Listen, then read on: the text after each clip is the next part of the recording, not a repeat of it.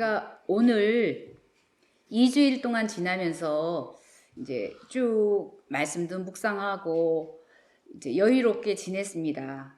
그런데 이제 오늘 이 시간에 말씀을 같이 깨달은 말씀을 전할 말씀을 전하기 위해서 다시 말씀 앞에 앉았을 때 언젠가 전도사님도 그런 말씀하신 걸 제가 잠깐 들은 적이 있는데 오후 5시, 6시까지도 말씀이 이제 이게 떠오르지 않고 이제 그 말씀 들었을 때도 그렇지 하나님이 하시고자 하시는 말씀을 하시는 거지 우리 사람이 하는 게 정말 아니라고 생각을 하고 또 저도 그런 경험도 있었는데 오늘은 정말 너무 정도가 심했어요. 그래서 아침부터 일어나서 말씀을 준비하려고 앉았는데 그 말씀을 이제 계속 우리가 같이 말씀 앞에 앉지 않습니까? 그래서 이렇게 발췌해 놓은 이제 말씀들도 있고 이제 메모해 놓은 것도 있고 그런데 하나도 떠오르지가 않고 하나도 연결이 안 되고 한 3시, 4시까지 그러더라고요. 그래서 이제 저는 개인적으로 이렇게 생각을 했습니다. 아, 이제 마지막 때가 됐구나. 이제 여기까지. 그러면서 정말로 여지껏 하나님께서 인도하셔서 같이 말씀을 깨달았다고 했던 그 부분들도 제게 아니었다는 걸 다시 고백하고 아, 진짜 하나님께서 하셨는데 그동안에 참 감사했구나 이것도 느끼면서 또 그것을 제가 제 것으로 취했던 많은 순간들이 있어서 참 회개할 부분이 많구나 이렇게 하면서 중간에는 안 돼서 그냥 자러 들어갔어요. 이거 안 되겠다. 머리를 좀 깨끗하게 해야 되겠다 들어가서 한 30분 잤나 봐요. 자다가 일어나서 또 씻고 이제 미리 씻고 그래도 뭐 떠오르는 게 없더라고요. 그런데 한 5시 가까이 됐을 때 제가 이제 7시 좀 넘으면 나와야 되지 않습니까? 그런데 5시 가까이 됐을 때 이제 말씀이 예전에 했던 그냥 준비하고 있었던 것들은 있거든요. 근데 하나도 그것이 제가 오늘은 이렇게 생각했어요. 구슬들이 엮어지지를 않는 거예요. 각각의 구슬이 다 따로따로 있어요. 그래서 뭐 이게 뭐 하나도 목에다 걸만한 게 없고 손에다 걸만한 것도 없고 짧은 것도 안 되고 긴 것도 안 되고 다 안 되더라고요. 근데 그 5시 가까이 됐을 때 막 말씀이 이제 이렇게 임했다고 할까요? 이제 깨달음을 주셔갖고 연결을 했는데 그 처음에 했던 부분에다가 연결하면서 했던 부분이기 때문에 이제 정리를 했어요. 제가 그래서 아 이거는 이제 오늘하고는 상관없는 부분이기 때문에 이제 잘라내기를 해서 다른 데다 붙이고 이제 이 본문만 가지자고 해서 잘라내기를 해서 다른 데다 붙이고 딱 왔는데 그 본문이 없어진 거예요. 본문이 사라졌어요. 여지껏 준비했던 그 본문이. 그래서 뭐 이 방법 저 방법 뭐 아는 사람 막 다 불러갖고 이것 좀 어떻게 복구해보자고 막 해도 복구가 가능하고 날아간 거였어요. 그래서 그때 근데 이제 6시가 다 됐더라고요. 거진이요. 그래서 이제 그때 다시 기도하면서 하나님 말씀하시옵소서. 그래서 이제 기억을 더듬고 또 이제 이렇게 하나님 주신 대로 그래서 나중에 봤더니 아까 준비했던 말씀에서 새로 재해진 것도 있고 또 새로 이제 같이 첨가된 말씀도 있고 그랬습니다. 그래서 제가 오늘 오면서 아 주님의 뜻을 구하며 엎드리는 거. 그래서 우리 이제 저번에 나눌 때도 하나님의 일, 사람의 일, 그런데 어떤 부분 저는 이 말씀 나누는 부분도 사람의 일 속에서 제가 맡은 책임이라든가 뭐 어떤 부분 제가 그동안에 알았던 말씀 또 깨달은 부분도 하나님 불쌍히 여기셔서 그때도 함께 해주셨지만 오늘은 정말 이거는 제가 할 수 없는 어떤 일이었습니다. 그리고 이제 저의 이제 이즈음의 생활을 좀 고백하자면 참 지난 주일날 교회에 와서 제가 다리를 좀 다치고 갔거든요. 그 연결되는 선상에 있는데 계속 마음의 평강이 없었어요. 기쁨도 없고 그 다음에 그냥 숨을 쉬고 있는데 숨을 쉬는 게 기쁘지 않으니까 하나님 이 숨을 언제까지 쉴까요? 이렇게 하고 묵상을 해도 이상한 방향으로 흘러가고 막 그랬던 시간들이었어요. 그런데 이제 그랬던 시간들의 그 원인이 어디 있겠습니까? 하나님의 나라는 먹는 것과 마시는 것이 아니라고 했는데 그 성령 안에서 의와 평강과 희락이라고 그랬는데 제가 하나님 뜻 가운데 같이 함께 하지 못했었던 부분이 있었기 때문에 평강을 잃어버렸고 그 평강을 잃어버렸기 때문에 전혀 기쁘지도 않았고 하나님의 뜻 가운데로 들어가지도 못하고 그러면서 제가 떠나오기 바로 전에 말씀이 딱 떠오르는데 어떤 말씀으로 하나님이 제게 말씀하시냐면 내 말씀이 너한테 급히 달려왔다. 그래서 근데 이제 이 말씀이 이제 완성이 되고 지워지기 전에 순간에도 제가 말씀이 한번 그 맨 처음에 이제 작성했던 그 말씀이 날아가기 전에도 기쁨이 서서히 차오르는 거예요. 그러면서 저희 아이들이 그러거든요. 저가 상태가 안 좋을 때는 엄마는 약이 말씀밖에 없잖아. 빨리 말씀으로 가. 엄마는 가서 말씀 다시 읽어. 막 이러거든요. 근데 전혀 생각했지 못했던 말씀으로 내가 급하게 달려왔다. 그래서 내가 너를 건졌다. 이 말씀을 주셔서 제가 시편 107편을 막 찾아봤어요. 그랬더니 이제 거기 그 말씀이 있으면서 저의 그 여지껏 그렇게 힘들었던 시간들의 원인이 이제 쫙 써 있더라고요. 그런데 이제 오늘 속사람과 겉사람 19번째인데 소제목은 어린아이의 마음입니다. 그래서 하나님이 저를 그러니까 이제 우리 사람의 속 안에 있는 것 중에서도 저한테는 더 특히 많았었던 것 같아요. 교만과 우매함, 그 많은 뭐 거짓과 도적질과 음란과 뭐 다 있지만 저한테 아주 많은 부분을 차지했던 부분은 교만과 우매함이었던 것 같습니다. 그래서 이 부분들이 교만과 우매함을 가지고 모르겠어요. 어린아이한테 우매함 있죠. 그 다음에 또 교만도 있지요. 어린아이도 태생적으로 가지고 나오니까. 근데 저한테 많이 있었던 그 부분들을 하나님이 보이시기 위해서 저에게 거의 아주 짧지 않은 시간 동안 제가 아주 많이 힘들었었거든요. 그래서 오늘 본문을 보겠습니다. 마태복음 18장 2절로 5절까지입니다. 제가 읽겠습니다. 예수께서 한 어린아이를 불러 그들 가운데 세우시고 이르시되 진실로 너희에게 이르노니 너희가 돌이켜 어린아이들과 같이 되지 아니하면 결단코 천국에 들어가지 못하리라. 그러므로 누구든지 이 어린아이와 같이 자기를 낮추는 사람이 천국에서 큰 자니라.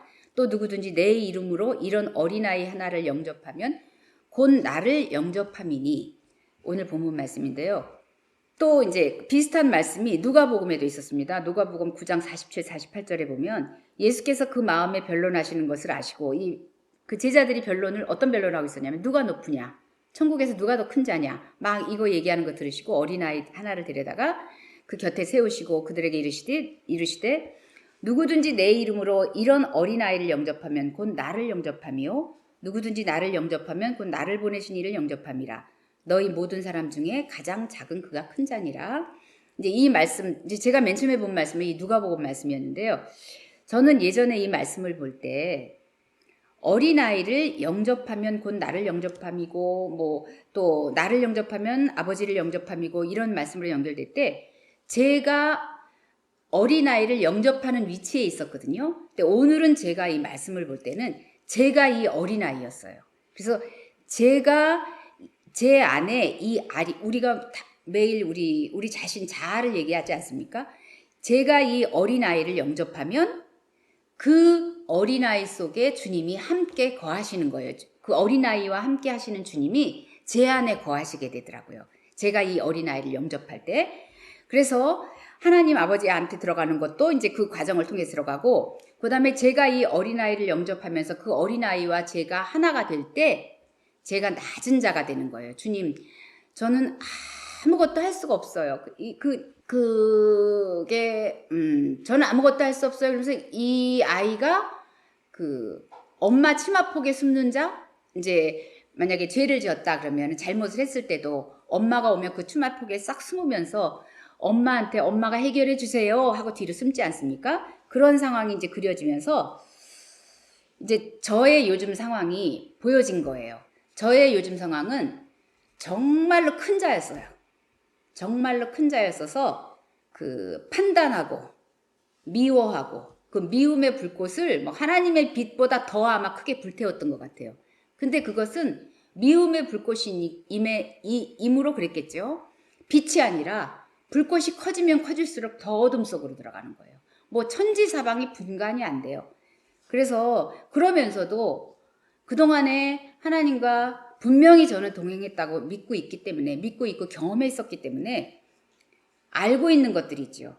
하나님의 계명을 지키는 자가 하나님을 사랑하는 건데 나는 하나님께서 사랑하라고 하는 그 사랑에 아주 대놓고 대적하고 있는 시간들이었거든요. 그러니까 이건 하나님이 기뻐하실 수 없다는 걸 아는데 제가 제 힘으로 그걸 내려놓아지지가 않아요.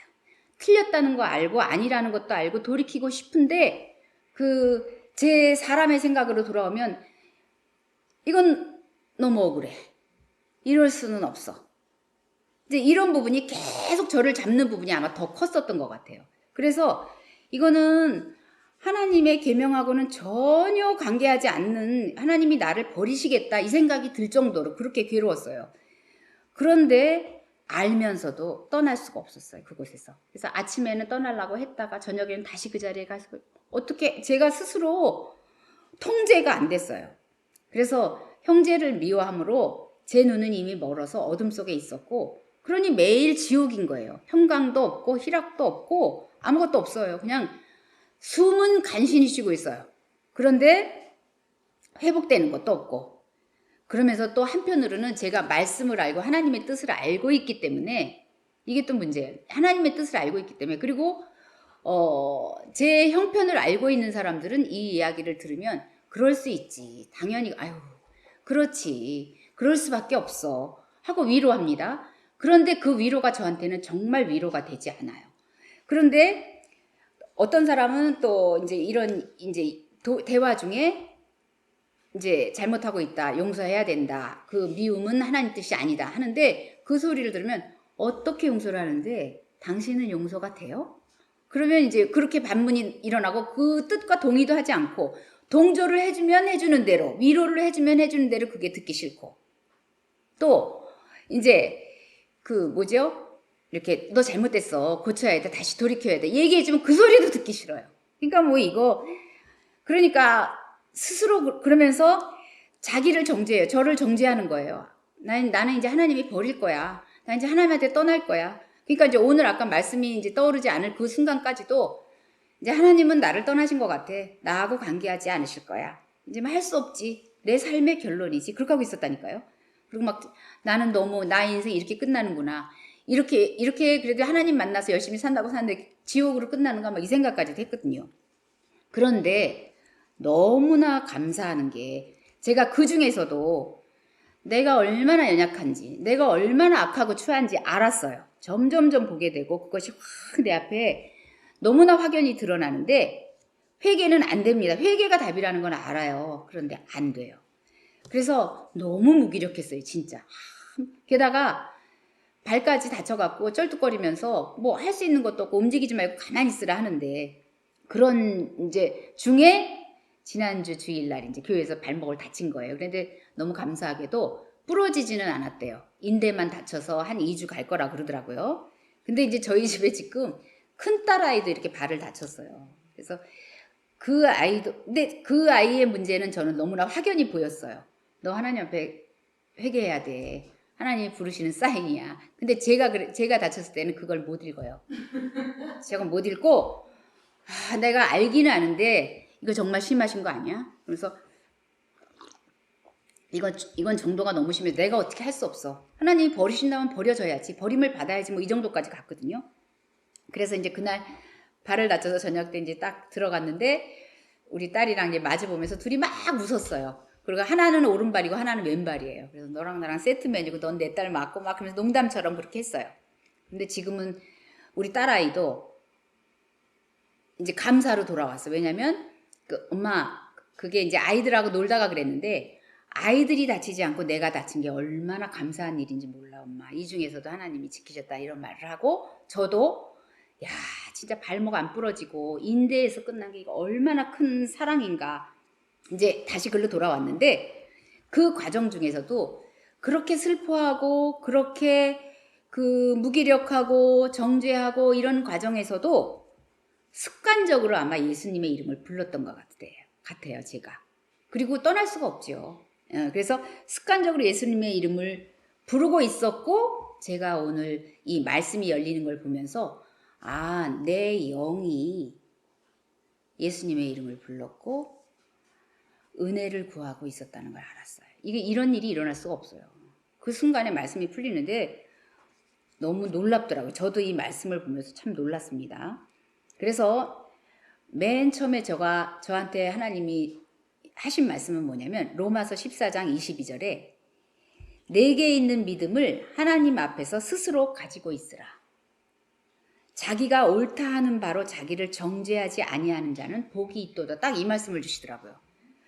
그래서 그래도 맞아요. 하나님 나 여지껏 믿음이 없이 살았다고는 말할 수 없어요. 그래도 하나님 붙들고 어떻게 해서든지 하나님께, 그러면서 제가 늘 얘기했던 게 있거든요. 큰 그림으로 보면 매일 넘어졌다 일어났다 넘어졌다 일어났다 하지만 큰 그림으로 보면 분명히 예수님 앞으로 더 간 거는 맞아요. 이 얘기를 해서 항상 하고 살거든요.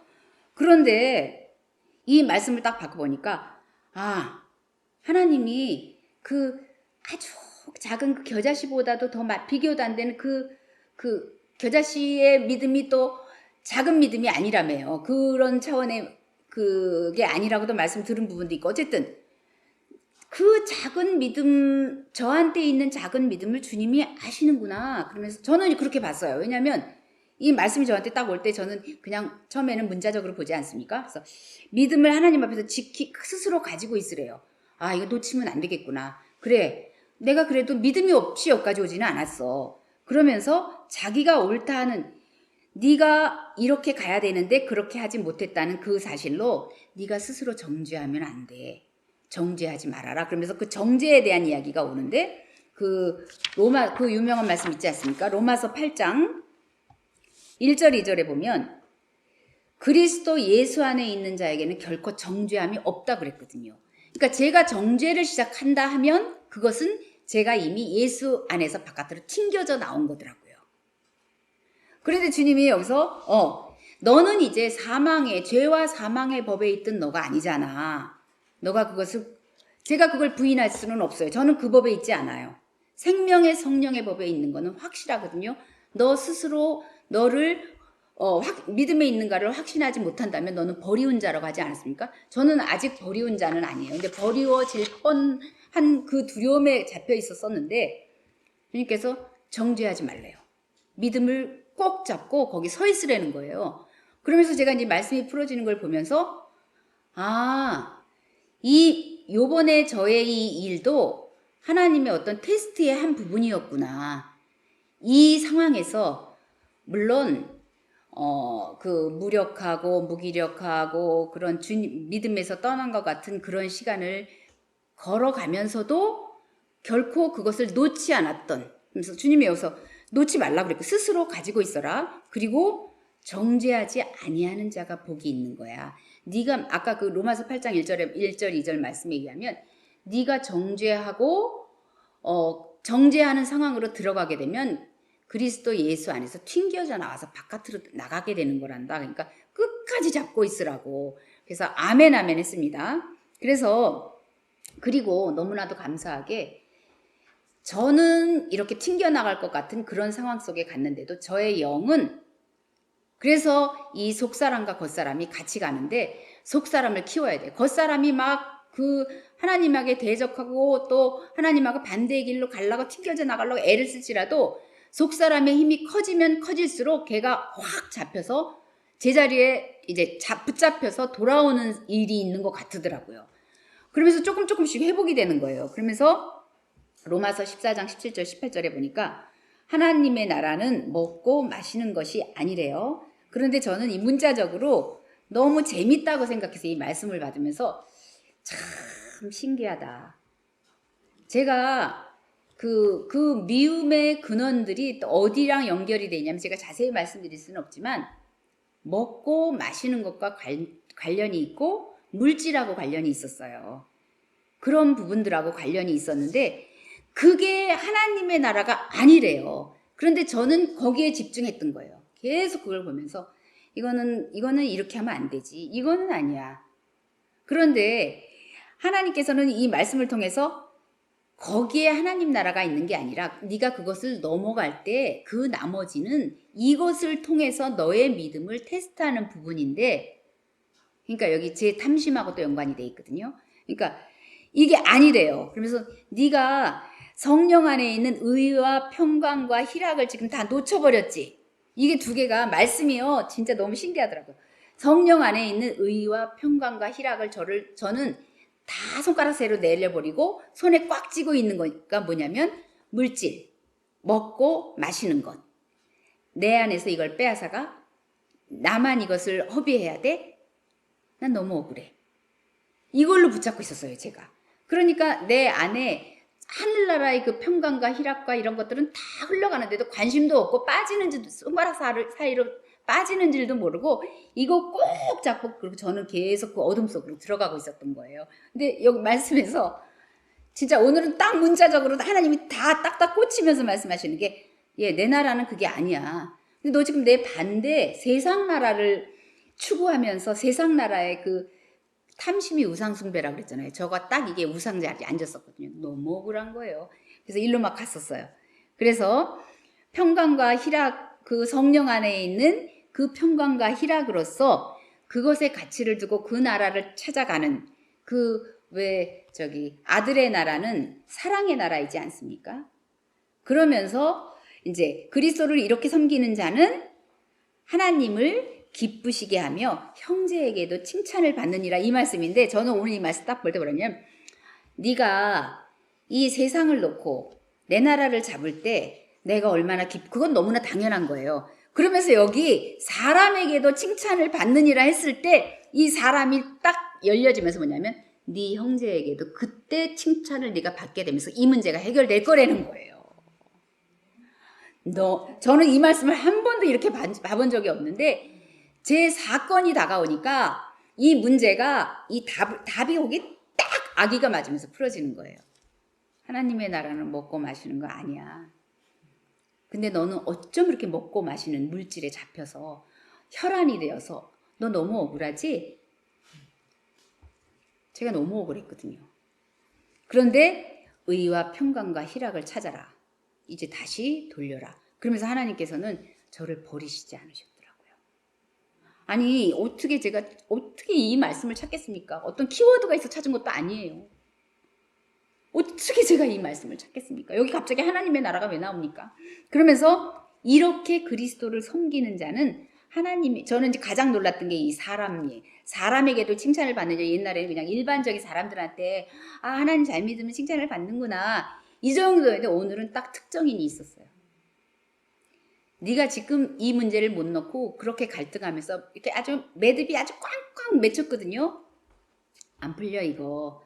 근데 네가 하나님을 기쁘시게 해서 성령 안에서 의와 평강과 희락이 주장하는 그 하늘나라를 찾고 그 나라의 문이 열리면 그 사람은 그냥 문이 열린다. 근데 너는 그 사람하고 해결하려고 했어요. 그 사람을 열고 그러면 평안이 올 줄 알았어요. 그런데 어쩌면 이렇게 어리석습니까? 그동안에 그렇게 많이 배우고 그렇게 많이 얼마나 깨닫기도 잘 깨달았다고 다 허당이더라고요. 문제가 와서 때가 와서 하나님이 열어주시기 전까지는 그래서 제가 오늘 그렇구나.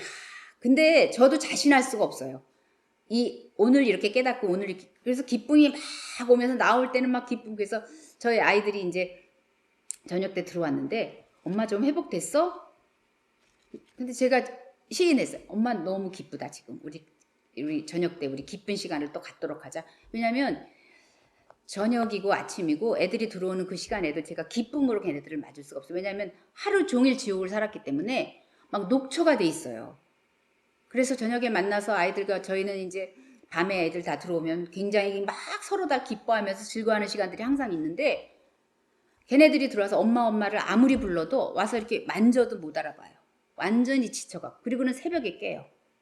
그런데 제가 우연히 보다 보니까 우울감이 있는 사람들은 잠을 깊이 못 자고 중간중간에 깨는 사람들은 대부분 우울감이 있는 사람들이래요. 근데 제가 그랬거든요. 요새 계속 밤에 자다가 아마 2시, 3시에 깨고 막 이랬는데 그때 또 기도하느냐? 아니죠. 그래서 이제 사람에게도 칭찬을 받느니라. 근데 정말 말씀이 달려와서 이 위로한다는 말씀이 제가 이제 그 시편 107편으로 잠깐 또 갔다 오겠습니다. 시편 107편 17절부터 22절까지 딱 저의 일이 어쩌면 이거 떠나오기 전에 하나님 주신 말씀이거든요. 미련한 자들은 그들의 죄악의 길을 따르고 그들의 악을 범하기 때문에 고난을 받아 그들은 그들의 모든 음식물을 싫어하게 되어 사망의 문에 이르렀도다. 여기서는 먹는 음식물도 있지만 말씀도 안으로 안 들어와요. 이거 죄 가운데 말씀이 의고 예수님이고 선이고 옳은 길이기 때문에 제가 이 악을 범하고 그 죄악의 길을 따르고 있을 때는 싫어요. 왜냐하면 성분이 다르기 때문에 하나로 합하지를 못하고 이거 싫어서 사망의 문에 이르러요. 속사람이고 겉사람이고 다 사망으로 가요. 이에 그들의 고통 때문에 여호와께 부르짖음에 그가 그들의 고통에서 그들을 구원하시되. 근데 요번에 이 부르짖는 사건에서는 저는 제 욕으로 한 것보다 아마 영으로 한 부분이 많았던 것 같아요. 그냥 힘들어만 했었지 그렇게 막 구하고 그러는 거 잘 못했거든요, 요번에. 그런데 이런 일이 있었습니다. 그가 그들의 고통에서 그들을 구원하시되 그가 그의 말씀을 보내어 그들을 고치시고 위험한 지경에서 까딱하면 떨어질 뻔했거든요. 건지시는도다. 여호와의 인자하심과 인생에게 행하신 기적으로 말미암아 그를 찬송할지어다. 그러면서 오는데 214장 찬양을 하나님 주시더라고요. 진짜 이거 하나님 주신 거예요. 그래서 나 주의 도움 받고자 주 앞에 나가서 나는 매일 빌 수밖에 없는 존재예요. 제가 요번에 저를 이렇게 여지껏 신앙생활하면서 이렇게 악하고 연약한 모습을 보았던 적이 요번보다 더 세게 봤던 적은 별로 없는 것 같아요. 요번에 아주 굉장했거든요. 아주 죽을 지경이었어요. 예, 그래서 그 구원을 허락하시사 날 받아주시는데 그 영이신 주님께서 내 안에 계신 그 영이신 주님께서 내 영을 두드리셔서 내 영이 아마 반응했던 것 같아요. 제 영이.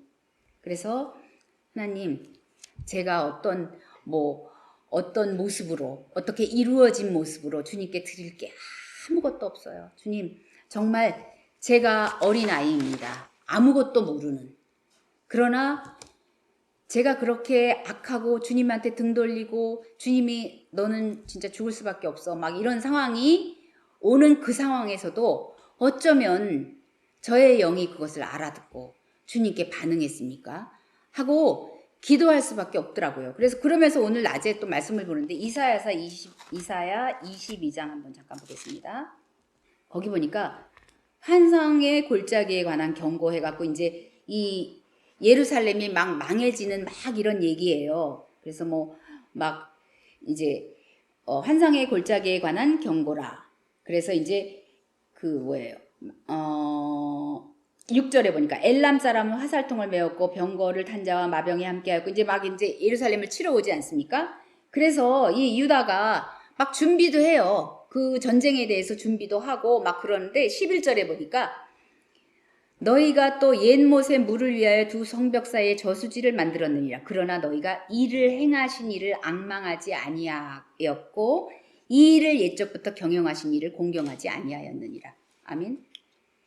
사실 저도 이런 부분인 것 같아요. 제가 이렇게 무너지고 막 힘들어지고 막 진짜 우상이 막 쓰고 그럴 때 이거 이러면 안 돼 하고 제가 방법적으로 어떻게 할까? 어떤 방법으로 이 문제를 해결하지? 생각 많이 했어요. 초장에. 그리고 하나님께 이 문제를 탁 넘겨드리고 평안한 가운데서 기도하거나 이게 아니라 막 그 방법 중에 하나로 하나님을 불렀을 수는 있는데 온전히 이 문제를 하나님한테 내려놓고 평강과 희락 가운데서 하나님이 하실 거야. 나에게는 답이 있지. 맨날 우리 얘기하지 않았습니까? 어떤 문제가 일어나지 않아서 기쁜 게 아니라 문제가 일어나도 그 답이신 주님을 우리가 우리의 주님으로 모시기 때문에 기쁜 거야. 말은 얼마나 잘하는지 몰라요. 그런데 이 문제가 왔을 때 하나님한테 문제를 딱 패스하고 넘겨드리는 게 아니라 내가 어떻게 할까? 별짓을 다 했어요. 편지를 쓸까? 뭘 할까? 별걸 다 연구했다니까요. 그런데 되지가 않아요. 그러니까 하나님이 나는 너한테 바라는 방법이 그게 아니야. 내가 원하는 것은 네가 하늘나라에 대한 하나님의 나라에 대한 본질을 제대로 알아요. 그러면 하나님이 만약에 저한테 그걸 물어보셨다면 맨 처음에 제가 그 본질을 모르겠습니까? 그 나라와 그 의를 구하라. 이것이 정답이지요. 대답을 얼마나 잘했겠습니까? 그런데 그 나라와 그 의는 간데 없고 먹을 것과 마실 것, 그 다음에 성령 안에서 평강, 희락 관계 없었어요. 내가 어떻게 이거를 해결할까? 이 억울함을 덜까? 이 문제를 해결해서 내가 평안을 찾을까? 그리고 한번 그쪽으로 각도가 꺾어지기 시작하니까 답을 모르는 게 아니라니까요. 안다니까요. 근데 되돌아설 수가 없었어요. 그런데 오늘 그래서 제가 이게 겉사람과 속사람이 오늘은 목사님께 미리 말씀을 안 드렸기 때문에 오늘은 가서 그냥 인사만 하고라도 와야 돼. 이건 오늘은 내 책임이기 때문에 해야 되지만 이제 식구가 끝이구나. 여기까지가 끝인가 보. 진짜 이렇게 하고 왔거든요. 근데 막 지금 오면서부터는 아직 끝은 아닌 것 같은데 이런 생각이 들었습니다. 예. 그래서 너무너무 감사하고 제가 매일 하는 그 게임이 있거든요. 막 그 고난의 끝에 가서 저한테 저녁 때 잠자리에 들기 전에 질문을 해요. 너는 이 고난 요 다리를 건너면서 주님한테 더 가까이 갈 것을 택할 것이냐, 아니면 이거 없이 평안하게 그 자리에 머무를 것이냐. 그러면 저는 고난을 겪더라도 하나님한테, 주 예수님한테 한 걸음 더 가는 게 좋아요. 항상 거기 동그라미 쳤었거든요. 근데 요번에는 이 동그라미 치는 거 쉽지 않다는 거를 어떻게 할까? 이런 생각이 좀 듭니다. 엄청 고생했거든요. 그런데 제가 지금 이 시점에 8시 45분을 향해 가는 이 시점에서 저는 다시 이것을 동그라미 칠 거예요. 너무 놀랍습니다. 주님께서. 그러면서 이것은 다 너를 심판하기 위해서 그러신 게 아니래요. 말씀 찾겠습니다. 참 감사한 말씀입니다. 고린도전서 11장 32절. 자, 제가 읽겠습니다. 우리가 판단을 받는 것은 주께 징계를 받는 것이니 이는 우리로 세상과 함께 정죄함을 받지 않게 하려고 하나님이 이 일을 너 세상과 함께 나중에 끝날 때 그때는 회복할 길도 없어요. 돌이킬 길도 없어요. 그래서 그때 세상과 정죄하지 않기 위해서 지금은 판단이라는 거예요. 너 지금 잘못 가고 있었어. 그래서 내가 징계를 준 거야 너한테. 그런데 이것은 정죄함이 아니야. 왜냐하면 그리스도 안에 있는 자는 정죄함이 없기 때문에 너는 미리 이 과정을 거쳐야 돼. 그 다음에 고린도후서 7장 3절 같이 읽겠습니다. 이 말씀은 내가 이 말을 하는 것은 너희를 정죄하려고 하는 것이 아니라 내가 이전에 말하였거니와 너희가 우리 마음에 있어 함께 죽고 함께 살게 하고자 함이라. 아멘. 그래서 이거 사도 바울이 말씀하시는 거 아닙니까? 너 나랑 같은 한 마음으로, 주도 하나요 성령도 하나요, 우리가 한 마음으로 하나이지 않습니까? 한 마음이 하나 돼서 함께 죽고 함께 살자는 거예요 지금. 그래서 네가 아까 육으로 살라고 그 난리를 쳤어. 그래서 죽을 것 같았지? 이제 죽어버리자. 우리 맨날 하는 주제, 죽어버리자. 다시 함께 살 거야. 그리고 이거는 정죄가 아니라 판단이고 징계고, 여기서 긍휼이 있는 판단, 징계입니다. 아멘? 그래서 저는 오늘 이 말씀 보면서 이 정죄가 이렇게 나쁘다는 거 잘 몰랐거든요. 그런데 디모데전서 3장 6절에 보니까 새로 입교한 자도 말지냐면서 왜 장로 세우고 뭐 이런 직분 세우는 그 과정에서 뭐라고 말하냐면 마귀를 정죄하는 그 정죄에 빠질까 함이라. 그래서 정죄는 마귀한테만 하는 거예요. 하나님의 성도인 우리한테는 절대 정죄는 들어가면 안 돼. 그래서 정죄가 이렇게 하나님이 엄청 싫어하는 나쁜 거구나. 그야말로 나쁜 거구나 하는 인식이 저 오늘 처음 들었어요. 배웠어요. 그래서 함부로 자신을 정죄해서도 안 되고 우리 사랑하는 영혼들도 정죄해서는 안 돼요. 근데 제가 이 주간에 계속 이렇게 힘들었던 게 판단을 넘어서 정죄까지 갔던 거거든요. 그래서 하나님이 그건 절대로 안 된다 하면서 오늘의 주제는 또 이렇게 정죄로 가면서 어린아이가 그 어린아이의 믿음으로 가면서 네가 어린아이를 영접할 때 어린아이가 그 정죄를 하지는 않는 것 같아요. 왜 그 작은 뭐 5, 6살, 서너 살 먹은 아이가 똑똑하게 인간의 그 잣대를 가지고 딱딱 정죄하지 못하지 않습니까? 물론 엄마 뒤로 숨는 것도 좋고 그들은 정죄를 하지 않지 않을까 이런 생각을 해봤습니다. 그래서 제가 그냥 나빠 뭐 이 정도지 저건 죄야. 그래서 딱 죄를 정하고 근데 죄는 사단에게만 하는 것이지 근데 우리는 얼마나 정죄를 잘합니까? 판단까지는 그래도 분별을 하기 위해서 뭐 그런 부분까지는 하나님이 그렇게 죄라고 하시지는 않는데 우리가 스스로 정죄하는 거는 하나님 자리에 그야말로 선악과더라고. 그거 악이야, 뭐 죄야. 이렇게 나가면서 정죄가 이렇게 무서운 것인가? 이렇게 생각해 봤습니다, 오늘. 그래서 또 그 뒤에 보니까 하나님께서 이제 그 로마서 14장 10절에도 형제 비판하지 마라. 14장 10절에 이렇게 나왔어요. 내가 어찌하여 내 형제를 비판하느냐? 이것도 정죄랑도 연결되는 거더라고요. 어찌하여 내 형제를 업신여기느냐? 우리가 다 하나님의 심판대 앞에 설 거다. 절대로 그거 하지 말라는 거예요. 그런데 이거 우리가 진짜 많이 하는 겁니다. 형제 비판하고 형제 간에 진짜 이 단어적으로도 형제 간에도 그렇고 그 부부 간에도 그렇고 가까운 사람 사이에서 더 많아요. 이게 아닌 것처럼 하면서 속으로는 말할 수 없이 비판하죠. 또 이제 이러면서 오늘 제가 이제 요한일서를 많이 보게 됐어요. 요한일서 한번 찾겠습니다. 요한일서 말씀이 그리고 은혜가 많이 되더라고요. 요한일서 1장 5절로부터 10절까지 제가 한번 보겠습니다. 우리가 그에게서 듣고 너희에게 전하는 소식은 이것이니 곧 하나님은 빛이시라. 그에게는 어둠이 조금도 없으시다는 것이니라.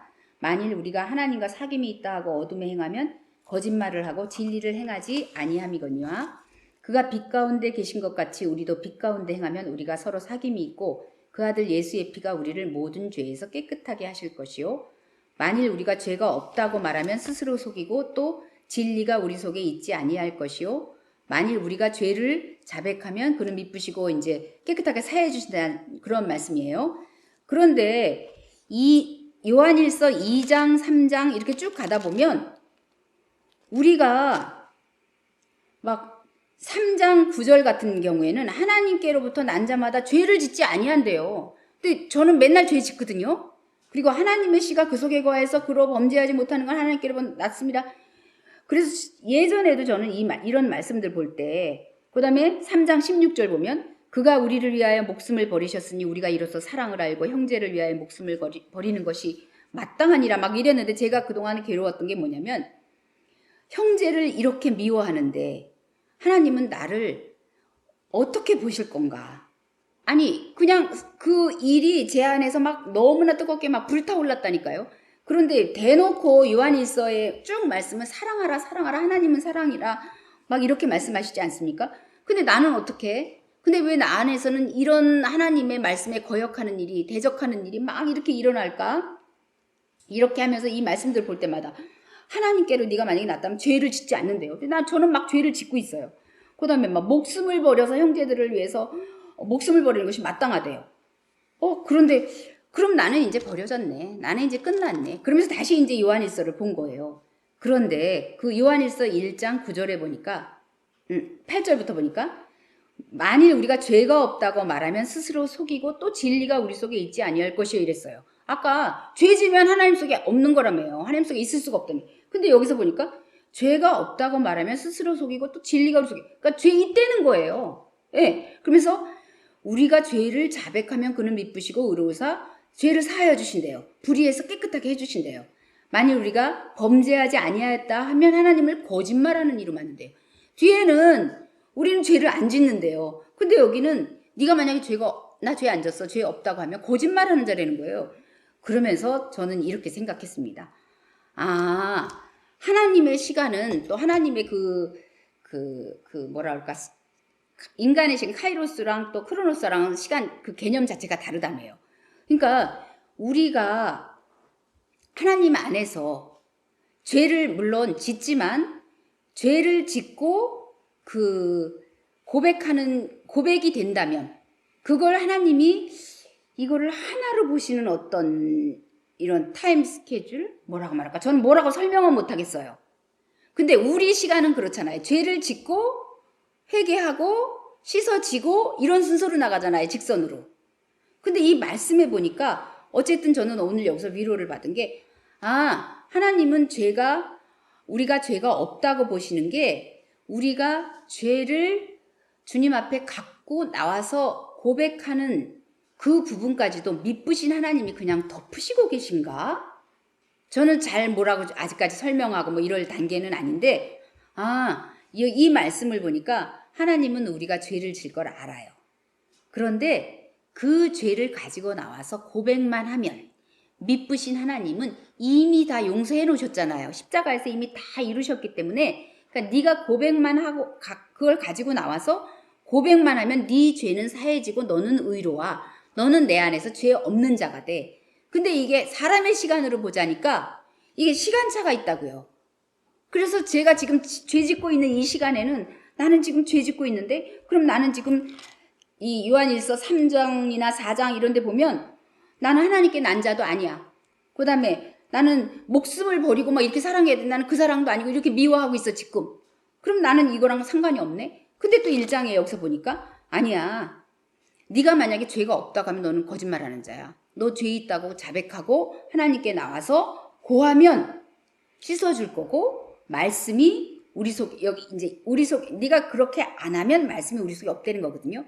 그런데 저는 여기서 결론 비슷하게 제가 여기까지 간 게 뭐냐면 말씀이 내 안에 있으면 하나님이 죄 없다고 보시나? 전 잘 몰라요. 저는 뭐 제가 깊이 아는 사람이 아니니까. 근데 이 말씀만 가지고 계속 이거 보니까 우리 요한 1서 1장 10절 한번 읽겠습니다. 같이 읽겠습니다. 시작. 만일 우리가 범죄하지 아니하였다 하면 하나님을 거짓말하는 이로 만드는 것이니 또한 그의 말씀이 우리 속에 있지 아니하니라. 그래서 저는 이 말씀 가지고 하나님 나는 오늘도 죄 지었고 그런데 회개하고 왔어요. 그러면 내일도 또 저는 연약하기 때문에 악함이 나 안에서 맨날 솟아나오기 때문에 육신을 갖고 있는 동안에는 어쩔 수 없기 때문에 또 죄 질지도 몰라요. 그렇지만 주님 말씀을 내가 내 안에 갖고 있기 때문에 말씀이 또 예수님이지 않습니까? 그리고 우리가 그렇게 되면 그리스도 안에 있는 걸로 보시면서 우리가 죄 짓다가도 예수 그리스도 안으로 쑥 들어가면 그 죄는 사해지는 거거든요. 그래서 말씀을 내가 내 안에 모시고 있다면 내가 죄 없는 자가 되나? 하나님께서는 큰 그림으로 보실 때 죄 없는 자, 내가 지금 죄를 짓고 있는데도 왜냐하면 내 안에 새겨진 그 말씀이 마음판에 새겨진 그 말씀이 나를 죄 짓는 동시에 내가 지금 죄 짓는 동시에 회개하지는 않았지만 내가 말씀을 소유하고 말씀을 마음판에 가지고 있다면 그 죄가 들어왔을 때 근데 이거 다 경험해 보셨을 거 아니에요. 목사님 맨날 말씀하시는 복구 낀다는 그게 왜 그러냐면 우리 안에 말씀이 거하시기 때문에 죄는 말씀이랑 함께 할 수 없는 성분이잖아요. 피가 엉키듯이 왜 우리 혈액형 다른 피가 들어오면 엉켜서 죽지 않습니까? 둘 중에 하나는 죽어야 돼요. 죄가 죽든지 말씀이 못 견디고 죽든지 죽는다는 게 뭡니까? 떠나시는 거잖아요. 그런데 제가 오늘 이 말씀 그래? 말씀이 우리 안에 우리 속에 있지 아니하니라. 그러면 말씀을 우리 안에 가지고 있다면 우리는 죄 없는 자가 되는가? 이것은 저의 그냥 던지는 질문입니다. 근데 저는 그렇게 깨달았어요. 그래서 요 주간에는 제가 말씀 앞에 계속 이렇게 어떤 날은 좀 있는 날, 성공한 날도 있지만 그냥 왔다 갔다 하면서 들어오지도 않고 그냥 말씀도 안 들어와요. 그냥 왔다 갔다. 그래도 떠나지는 못해요. 그래서 또 보니까 그러면 이제 저희 아이들이 엄마 빨리 말씀 읽어요. 엄마 말씀 읽어요. 그래야 자기들도 편하거든요. 엄마가 우울한 빛을 했으면 우리 애들은 그러거든요. 엄마가 자기네들이 기상도래요. 엄마가 기쁘면 자기가 기쁘고 엄마가 기분이 안 좋으면 그게 얼마나 감사합니까? 부담이지만 감사한 일입니다. 그래서 내가 저 아이들을 위해서 내가 뭘 어떻게 해야 되는가 정말 기도하는데 저는 오늘 요한일서를 보면서 그렇구나. 내가 고백만 하면 그 죄는 없어지고 또 내 안에 말씀만 가지고 있는 상태. 그래서 내가 그 말씀이랑 내 죄랑 직접 상관이 저의 죄에 대한 어떤 직접적인 해답, 안내자는 아닐지라도 제 안에 말씀이 어떻게 연결되는지 저도 오늘 이 주님이 주신 말씀들이 어떻게 연결됐는지 저도 잘 몰라요. 근데 언젠가는 한번 봤겠죠. 한 번 몇 번 봤을지는 모르겠지만 하여튼 그랬습니다. 그래서 정말 그러면서 이 요한 1서 3장 17절 말씀 너무 그러니까 말씀은 정말 구체적이에요. 우리가 영으로 하지만 또 우리 하나님의 일이 사람의 일이고 사람의 일이 하나님의 일이듯이 이 문자가 영이고 영이 또 문자예요. 이걸 영으로만 가는 게 아니에요. 이 성경에 이 기록된 일들은 하나도 빠짐없이 실상에서 현상에서 다 있던 일이에요. 그렇잖아요. 그리고 이 요한 제가 오늘 이거 보면서 참 그러네 했습니다. 요한에서 3장 17절 18절에 제가 읽겠습니다. 이건 저의 일이니까. 누가 이 세상의 재물을 가지고 형제의 궁핍함을 보고도 도와줄 마음을 닫으면 하나님의 사랑이 어찌 그 안에 거하겠느냐. 이거 저한테 하는 얘기예요. 제가 아까 물질 얘기라고 그랬잖아요. 네가 그 재물을 가지고 형제의 궁핍함을 보고 도와줄 마음을 네가 닫고 막 억울해 하나님의 사랑 그 안에 어떻게 거하니? 그러면서 자녀들아 18절 우리가 말과 혀로만 사랑하지 말고 행함과 진실함으로 하자. 아멘. 제가 이번 주간에 그렇지 않아도 저희 가정을 떠나서 그 친척 간에 뭐 이런 일에는 그러니까 제가 참 어떤 부분에 참 뭐라고 말씀드리기가 좀 그런데 어떤 부분에만 이렇게 제가 그런 일들 안에는 정말로 제 마음에 이렇게 딱 어떤 게 올 때 망설이지 않고 큰 부분으로 아끼지 않고 하거든요. 물질을. 그런데 딱 한 부분 제가 막혀있는 부분이 있어요. 그 부분은 정말 안 돼. 그러니까 하나님은 그거 헐으시려고 지금. 그래서 제가 생각한 거예요. 하나님 근데 저는 이 요한 3서 이 말씀을 지금 17, 18절 이 말씀을 몇 번 받아봤어요. 어떤 경우마다 기도하는데 딱 이 말씀으로 그러면 제가 그를 도와야 되는 거예요. 그래서 그거를 실천을 했어요. 항상 했어요. 순종했었어요. 그리고 요번에는 그들에게는 뭐 이런 말씀도 뭐 굳이 찾을 필요가 없었어요. 굳이. 이미 기쁘게 했거든요. 그런데 딱 제가 막혀있는 부분이 있어요. 그런데 그 막혀있는 부분에 하나님이 이 말씀을 오늘 딱 또 주시는 거예요. 너 그러면서 말과 혀로만 네가 사랑한다고 애쓰고 뭐 어쩌고저쩌고 하지 마라. 네가 이것으로 지금 보일 시간이 왔다고 말씀하시는 것 같았어요. 그래서 이거를 이제 열기 시작했습니다. 제가. 그리고 그래서 그 주님이 하시는 말씀. 네가 나를 따라오고 싶냐? 그리고 아까 그랬잖아. 말씀이 네 안에 계속해서 영원히 풍성하게 정말 그 풍성한 가운데 그 영광 중에 풍성한 가운데 다 쓸 것을 채우시는 주님인데 저는 예전에는 그것을 물질이나 이런 부분으로만 봤죠. 제가 너무 물질적인 사람이라서. 그런데 오늘 제가 야, 너 나 따라오려면 너를 부인하고 십자가를 지고 나 따라와 하는 그 말씀에서 저는 뭐냐면 너 나 따라오려면 너를 부인하고 너의 십자가를 지면 내가 풍성한 이 땅의 재물이 아니라 하늘의 재물을 줄 것인데 이렇게 들렸어요. 너를 부인하고 십자가를 져. 그리고 네가 안 되는 부분 있잖아. 그거 뛰어넘어야 돼. 그거 넘으면 내가 영광 중에 너의 쓸 것을 풍성한 가운데서 너에게 줄 것이야. 그 말이 저는 아까 이 요한일서 말씀하고 연결이 되면서 내 안에 말씀이 풍성하게 거하게 해주시려나? 이런 생각이 들더라고요. 그러니까 이 말씀들이 일하시기 시작하면요. 너무 신비하고 놀라워요. 그러면서 제가 아까 5시까지 괴로워했던 그 일들이 이거 진짜 조금 더 과장을 더 보태자면 거짓말처럼 없어졌다고 할까요? 그래서 저가 정말 기쁘게 교회에 왔습니다. 오늘. 참 너무 신기해요. 너무 신기해요. 그래서 고린도 후서 10장 18절 보고 마치겠습니다. 옳다 인정함을 받는 자는 자기를 칭찬하는 자가 아니요 오직 주께서 칭찬하시는 자니라. 그래서 이거 저번에도 한번 나눴던 말씀인데 옳다 인정함을 받는다는 것은 그 자기가 드러난 행위를 자기가 자기를 칭찬하는 거예요. 그래서 왜 세상에도 예수님 없이도 선행을 많이 할 수 있지 않습니까? 그래서 하면 별거 아니지요. 겸손하지만 우리는 알아요. 안으로 자기는 나 이런 사람이야. 그리고 그것이 하나하나 쌓이는 자랑거리가 되거든요. 그런데 하나님은 그거 보시지 않잖아요. 중심을 보시기 때문에 오직 주께서 칭찬하시는 자니라. 그러니까 이제 제 경우를 예를 들면 저는 제가 그 도움을 준 그 친척이나 이런 자들에게는 너무 고마워. 나중에 꼭 그렇게 할게요. 뭐 막 이렇게 들었어요. 그들이 보기에는 저는 얼마나 괜찮은 사람입니까? 그런데 그렇지 않은 부분이 있거든요. 그에게는 그 부분에서 저는 얼마나 악하고 얼마나 독하고 얼마나 약한 존재이겠습니까? 그리고 제가 억울했다고 했지만 상대방에서는 얼마나 저에 대해서 본인이 억울하겠습니까?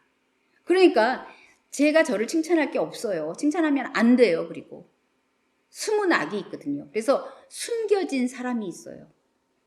그래서 오직 주께서, 그러니까 저는 숨길 수가 없었어요. 누구에게도. 주께 칭찬을 받지 못하고 주님이 계속 따라다니면서 너 옳지 않지 않니? 그러더니 오늘 이제 이렇게 하나님께 계속 그랬을 때 하나님이 그래도 저는 용서하셨다고 봐요.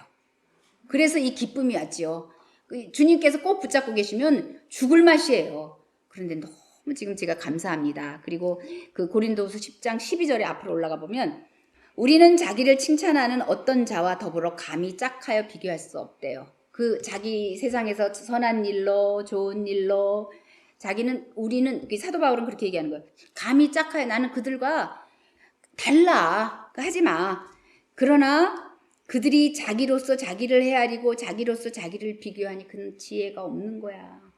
참 지혜는 주님 앞에 엎드려서 그분이 판단해 주시기를, 그분이 칭찬해 주시기를, 그분의 눈으로 보시는 그 시선이 잘했다, 충성된 종아 하는 그 부분이 있을 때 그것이 참이다. 그러면서 자기가 자기로서 자기를 비교하는 자는 지혜가 없다고 말씀하십니다. 그래서 오늘 우리는 어린아이처럼 그래서 저는 사실 저번 주에 교회에서 이렇게 잠깐 얘기 나누는 중에 그러니까 저는 참 이렇게 좀 너무 좀 부족한 게 많아갖고 아무한테나 막 그 자기 아플 때 막 아픈 얘기를 막 하잖아요. 근데 집에 돌아가는데 너무 부끄럽더라고요. 아우, 그런 얘기를 뭐하라 했을까. 그 이야기를 들었을 때 사람들은, 근데 한두 군데서 얘기한 게 아니에요. 난 너무 악하다. 난 너무 부끄럽고 창피했거든요. 그런데 이미 그렇게 부끄러운 창피한 것들이 지금 다 예수님 앞에 이미 다 나오고 다 이미 그게 찼나 봐요. 항아리가. 부끄러운 항아리가. 그랬더니 주님이 오늘 이렇게 그래, 너 이제 알았어? 그러면 아는 데서 그치지 말고 네 모습 이대로 받아달라고 네가 얘기했잖아. 그러면 이제 내가 일할 때 토 달지 마. 아멘? 아멘. 그래서 토 안 달라고요. 토 안 달고 주님이 인도하시는 대로 가기를 원합니다.